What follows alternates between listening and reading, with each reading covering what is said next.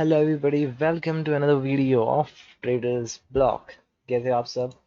आज आप सबके सामने एक गुड न्यूज़ तो नहीं है, बट एक रियली इम्पोर्टेंट टॉपिक था जो मुझे डिस्कस करना चाहिए, और मैं उसको हाइड नहीं करूँगा and I will tell you everything. हमने अभी एक चीज़ स्टार्ट करी थी जिसमें हमने कैपिटल डबल करने की बात करी थी। 10,000 रुपये मैंने अकाउंट में डाले थे, इस वाले में, SNN वाले में, ठीक है। तो यहाँ पे अभी मेरा कैपिटल जीरो के आसपास हो चुका है। 200-300 रुपये बचे थे, वो मैंने विड्रॉ कर लिया। ये रियलिटी है, मैं हाइड नहीं करूँगा, सच्ची बात है, मैं बताऊँगा रियलिटी।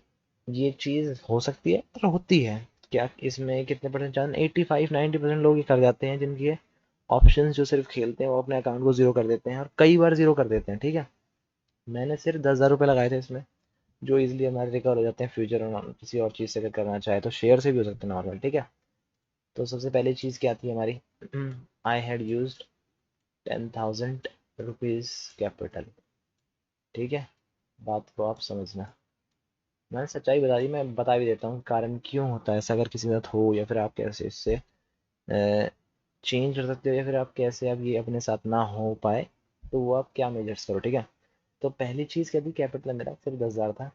आप इस चीज़ को हमेशा याद रख लो कि जब भी आप शेयर मार्केट में ट्रेडिंग या फिर कुछ भी करना चाहते हो, इन्वेस्टमेंट करना चाहते हो, कुछ भी एनीथिंग, अगर आप सेफ जा रहे हो तो 10,000 भी नथिंग, कुछ फ़र्क नहीं पड़ेगा कि अगर आपका 10,000 है, 5,000 है, 1 लाख है। अगर आप नॉर्मल शेयर बाय कर रहे हो तो उसमें वैसा कोई चेंज नहीं आएगा, ना कोई इफेक्ट है कि आपका कैपिटल क्या मैटर करता है, कुछ नहीं।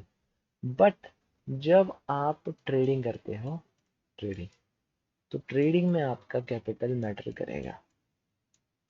कैसे? ट्रेडिंग में अगर आप नॉर्मल शेयर परचेज कर रहे हो, तो अगर मान लो आपको रिलायंस के लेने हैं 250 शेयर, ठीक है, तो आपको पता है कि हमको अगर ऐसी फ्लेक्सिबिलिटी मिली है कि हम चाहे तो यही शेयर नॉर्मल कितने रुपए में आने चाहिए आपके हिसाब से?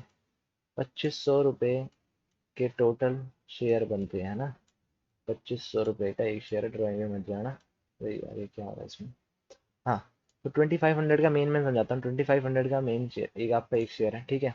250 शेयर अगर आप लोगे तो कितना हो जाता है? और वाला आपका 2500, 2.5 लाख, 5 लाख और आदत, तो ये आपका 6,75,000 के अराउंड कुछ अमाउंट होना चाहिए, है ना, अगर आप नॉर्मल शेयर लोगे।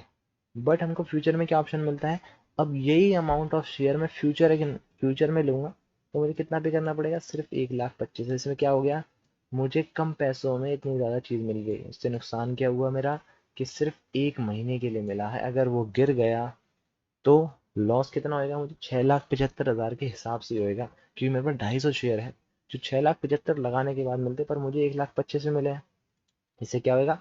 आपके कैपिटल का 10, 20, 30% भी वाइप आउट हो सकता है आसानी से। क्यों? अगर रिलायंस का शेयर 2 या 3% भी गिर गया तो कितना हुआ आपका? 6,75,000 आपके लगे एक तौर पे, आपने शेयर उतने खरीदे हैं, तो कितना हो गया? 3%। ये हो गया 18,000 से ज़्यादा। 19, 20 मान लो आप, 20,000 कितना हो गया इस कैपिटल का?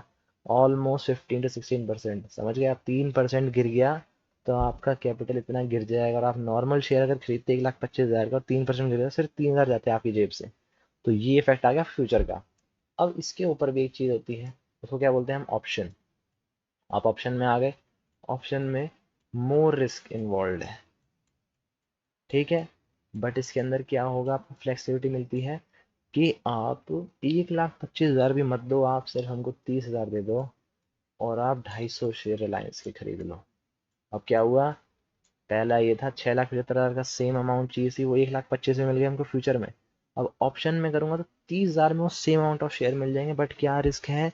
सेम रिस्क है। ये ऑप्शन 1 महीने में एक्सपायर हो जाएंगे, मतलब खत्म हो जाएंगे। और अगर वो गिरा, रिलायंस 3 या 4% भी गिरा, तो मेरा यहाँ पे कितना कैपिटल वाइप आउट हो जाएगा आपको बताओ? 4% हिसाब से ही हो जाता है हमारा 26,000 के अराउंड। तो सोच रहे हो आप? 26,000, 80% कैपिटल वाइप आउट।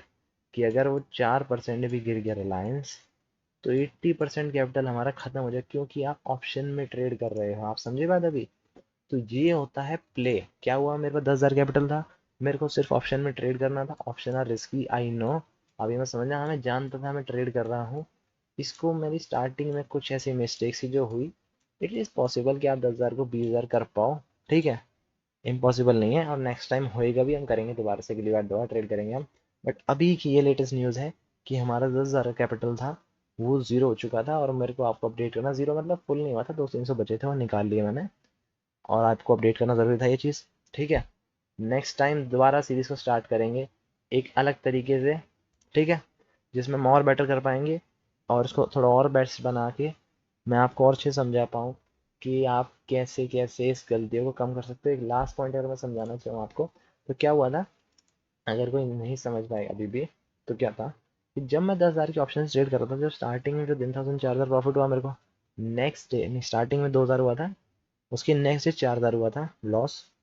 जब मेरा कैपिटल वहां पे कम हुआ, 8,000 7,000 हुआ, तो मेरे को क्या लेना पड़ गया, आपको सबको पता होगा, अगर आपको ऑप्शन लेना है और अगर आपका कैपिटल धीरे धीरे कम हो रहा है, तो you go out of the money, और आउट ऑफ द मनी का डिके बहुत ज़्यादा तगड़ा होता है।